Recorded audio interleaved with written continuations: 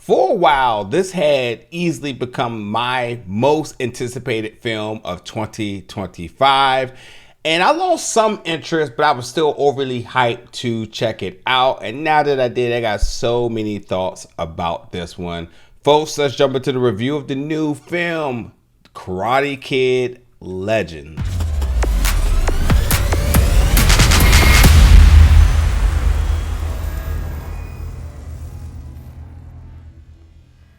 What's going on, everybody? Welcome back to the channel today for another review. Today we're going to be reviewing the new film Karate Kid Legends, coming to theaters May 30th.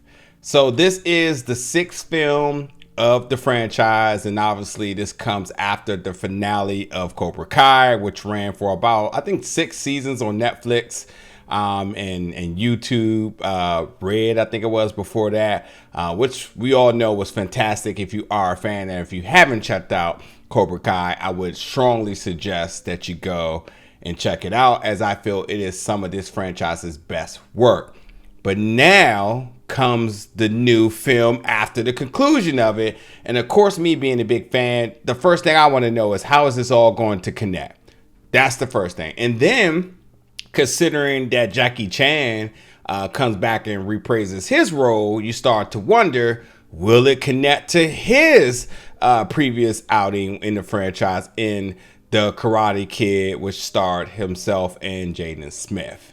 So now that I've seen it, I'm just here to say that I was very underwhelmed by the lack of Easter eggs and connections and the betterment and the greater good of this franchise. You want to see how things are going to expand beyond just this film. And I don't think that's a far-fetched ask, considering that's what Cobra Kai did for us. It expanded this universe in a way that invested us into so many different characters. And even with the conclusion of Cobra Kai, it left so much on the plate for these characters to return or to be used in a different capacity. So of course you start to think, well, if we're talking about China, you know, what might be the connections there? And then coming to New York, who might show up there? And then obviously from the time that they have to spend in California, very briefly, you wonder what might be the connections. And it's crazy to say, but I think this film is still easily enjoyable. You take away the Karate Kid name and remove it from the universe and just make it a Jackie Chan movie, because it essentially is. I think there's still a lot of value in that, because when it comes down to Jackie Chan and martial arts films, I mean, it's a no-brainer that you want to check it out. Ben Wang, I also think, really deserves that type of credit as well too. I was such a fan of his now canceled show American Born Chinese, which was on Disney Plus.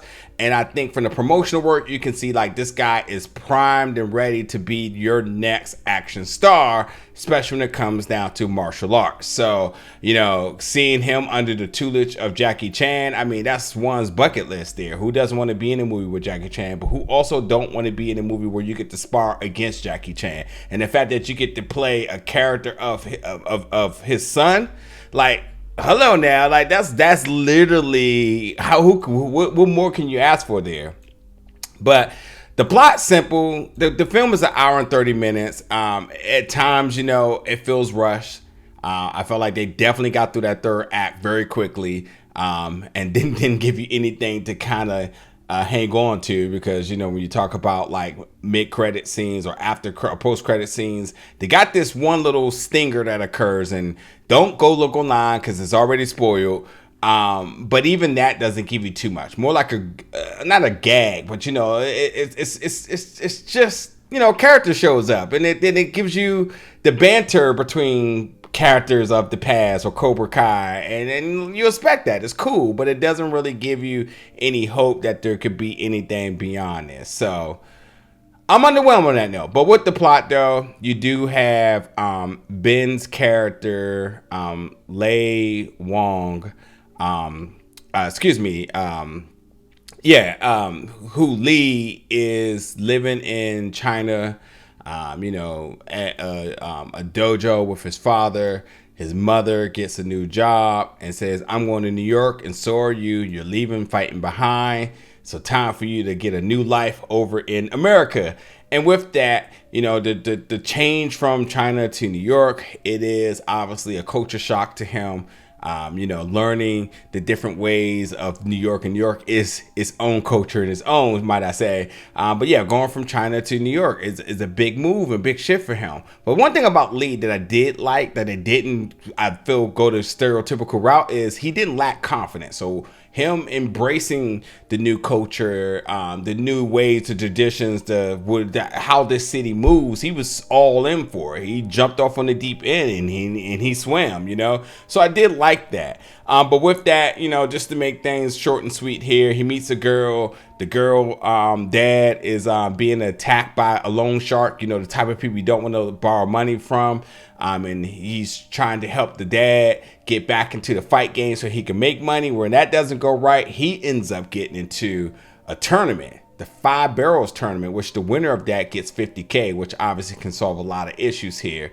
But with that, Li has to battle some of his past regrets, some grieving, trauma of the past, and doing that while staying focused to win this tournament against I may go as far as calling this guy a bully, but he also happens to be ex-interest of, his now new love interest. So with that being said, listen, when it comes down to the Karate Kid franchise, they always do fight choreography very, very good. The cinematography with it, everything feels very cinematic. So you weren't disappointed in that. Of course, it has its subtle humor moments, but most of the time it's campy. It follows the typical Karate Kid tropes. The very coincidental fight moments.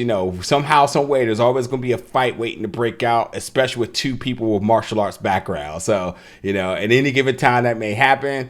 But even at the same time, that's what you come to here for. You want to have those fight moments, even if it don't quite make sense, that it just always continues to happen. But that's the trope. And then when you kind of tie in with the 2 senseis here, obviously with Jackie Chan's character, being his dad as Mr. Han, he also has a past with Mr. Miyagi, but he needs additional help from Daniel LaRusso himself, which is the whole story behind the 2 branches, 1 tree, learning the 2 different styles of martial arts from Kung Fu and Karate in order to train Li to be the best fighter possible, to not only win this tournament, but to overcome his past. And of course, their mother, who is played by the lovely Ming-Na Wen as Dr. Fong, she's not so on board for this at first, but of course she's going to support her son. But listen, the film is short and sweet. The first 30 minutes of the film, first act, is really setting up the predictable plot and outcome that we know. And plus, in the first act, being able to see some cool animation, but ultimately seeing some remastered footage from original Karate Kid. So yes, Mr. Miyagi in HD is definitely going to put a smile on your face. So that definitely brings the opening feels for the film and whatnot, but also sets the tone for the animation that's used in it. There's definitely some video game-ish animation used throughout the film. Definitely within the tournament in the third act, but just to get to see a little bit of that animation bright and early in the first act. The second act is really bringing everything together in terms of introducing the remaining characters, which in this case is Daniel LaRusso, and then obviously heightening the stakes with everything.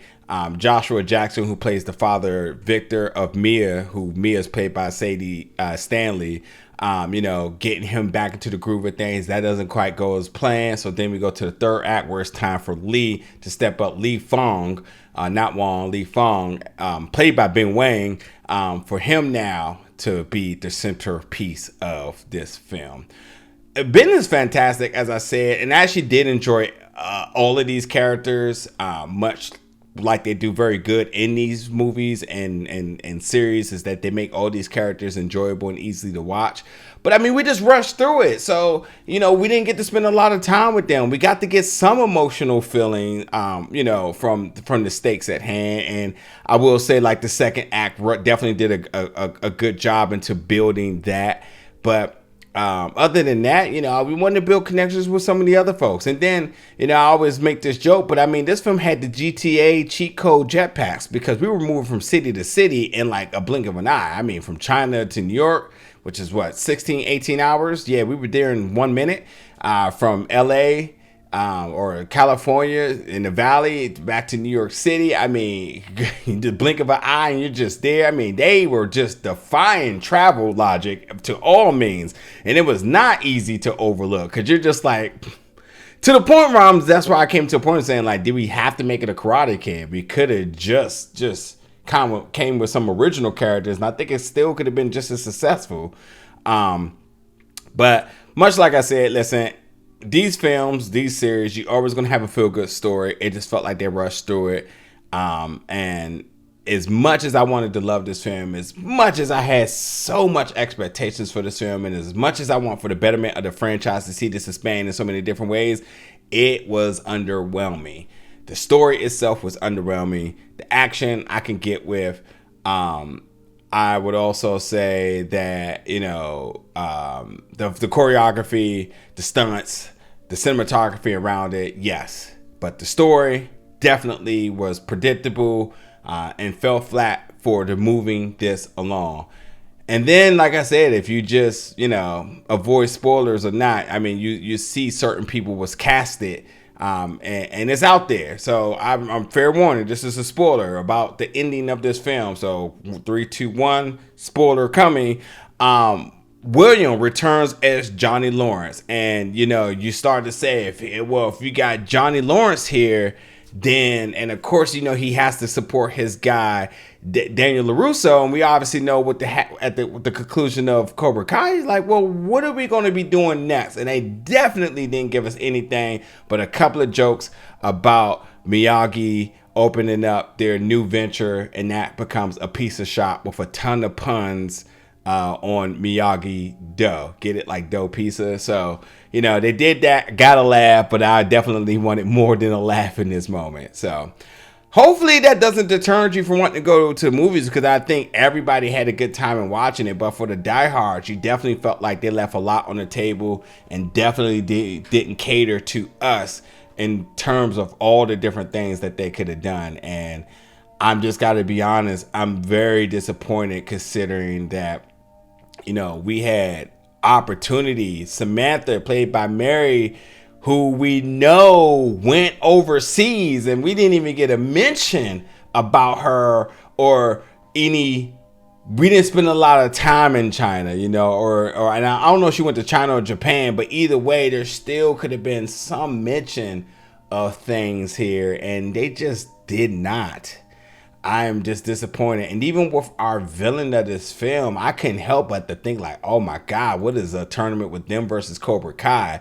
And Robbie and Miguel getting out there. I just couldn't. I was just all the way for it. And I don't know, man. Our Connor Day, who was the villain here, Aramis is his name. Aramis Knight. He played the villain role good. You did not like him, but it's not the first time we did not see characters like this. And considering that we just spent 6 seasons with Cobra Kai, you can't help but to think like, even the nod of saying I've seen these type of guys before. They remind me of folks we dealt with in the past. Like anything, they just did not deliver on the small Easter eggs, the nods. All those stuff that, we really would have ate up and been having so much more of a conversation of possibilities here. They put a nice period at the end of this sentence and say, all right, guys, I hope y'all enjoy that movie. Also, we gave you a little bit at the end just so you could just have a laugh, just to know that Johnny's out there. But other than that, they didn't give you not a single thing beyond that. So check it out, folks. This is Karate Kid Legends. It is in theaters May 30th. Jump in the comments. Let me know your thoughts about it once you do. And as always, stick around for more reviews and content here very soon. Thank you for watching, folks.